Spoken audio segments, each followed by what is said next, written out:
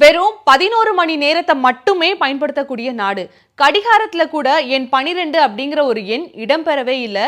இந்த விஷயம் இப்போ வரைக்கும் உலக அதிசயங்கள்ல ஒன்றாக பார்க்கப்பட்டு வருது. இந்த 12, 11க்கு பின்னாடி என்னதான் விசேஷம் இருக்கும்? விரிவா தெரிஞ்சுக்கலாம் வாங்க.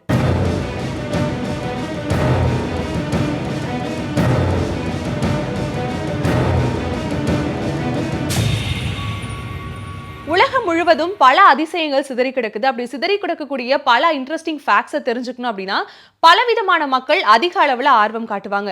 அந்த வகையில தான் சுவிட்சர்லாந்துல இருக்கக்கூடிய ஒரு நாட்டில் கிட்டத்தட்ட 11 மணி நேரம் மட்டும்தான் அவங்க முழுமையா பயன்படுத்துறாங்களாம். 11 மணி நேரம் பயன்படுத்துறாங்க அப்படின்னா பாக்கி இருக்க 1 மணி நேரத்தை விட்டுருவாங்களா அப்படின்னு கேட்டால் அப்படி கிடையாது. அவங்க பயன்படுத்தக்கூடிய அந்த கடிகாரத்தில் 12 அப்படிங்கிற ஒரு எண்ணே இடம்பெறலை அப்படிங்கிறது தான் மிகப்பெரிய அதிசயமா இப்போ வரைக்கும் பார்க்கப்பட்டு வருது. சுவிட்சர்லாந்துல இருக்கக்கூடிய சோலோதன் அப்படின்னு சொல்லக்கூடிய ஒரு நகரத்துல தான் இந்த அதிசயமானது நிகழ்ந்து கொண்டு வருது.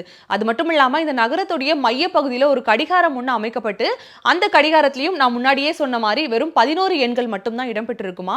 இந்த கடிகாரத்தை பார்க்கணும் அப்படிங்கிறதுக்காகவே பல சுற்றுலா பயணிகள் இந்த இடத்திற்கு விசிட் பண்ணி அந்த கடிகாரத்தை பார்த்து அந்த இடத்துல நின்று பல புகைப்படங்களையும் எடுத்துப்பாங்களாம்.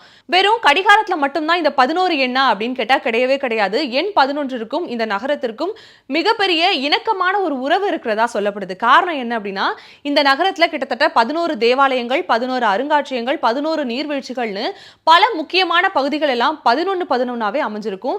இது கூடவே சேர்த்து இன்னும் இன்ட்ரெஸ்டிங்கான ஃபேக்ட்ஸை இந்த நகரத்துல இருக்க மக்கள் முன் வச்சிருக்காங்க. அது மட்டும் இல்லாம 1215ஆம் ஆண்டுகள்ல இந்த நகரத்திற்கு கவுன்சிலரை உருவாக்கலாம் அப்படின்னு சொல்லி பார்க்கும் பொழுது கிட்டத்தட்ட அந்த நகரத்துல இருந்து 11 பிரதிநிதிகள் வந்தாங்க அப்படிங்கிற மாதிரியும் சொல்லப்படுது. இந்த நகரத்துல ஒரு முக்கியமான தேவாலயம் ஒன்று அமைஞ்சிருக்கு. அந்த தேவாலயத்துல 11 கதவுகள், 11 ஜன்னல்கள், 11 வரிசைகள். அது மட்டும் இல்லாம இந்த தேவாலயத்தினுடைய கட்டுமான பணிகளின் பொழுது 11 பலதரப்பட்ட கற்கள் பயன்படுத்தப்பட்டதாகவும் சொல்லப்படுது. ஆனா இந்த கடிகாரத்துல ஏன் 12 அப்படிங்கிற நம்பர் ஸ்பெசிபிக்கா இடம்பெறல அப்படிங்கிறதுக்கான ஸ்பெசிபிக் ரீசன் எதுவும் தெரியப்படாமல் தான் இருக்கு. இன்னைக்கு வரைக்கும் பல சுற்றுலா பயணிகள் இந்த இடத்துக்கு போறாங்க, விசிட் பண்றாங்க. என்ன ஒரு மர்மம் நிறைந்த ஒரு விஷயமாகவே இருந்தாலும் இன்னைக்கு வரைக்கும் இந்த ஒரு கடிகாரம் உலக அதிசயங்கள்ல ஒன்றாதான் பார்க்கப்பட்டு வருது.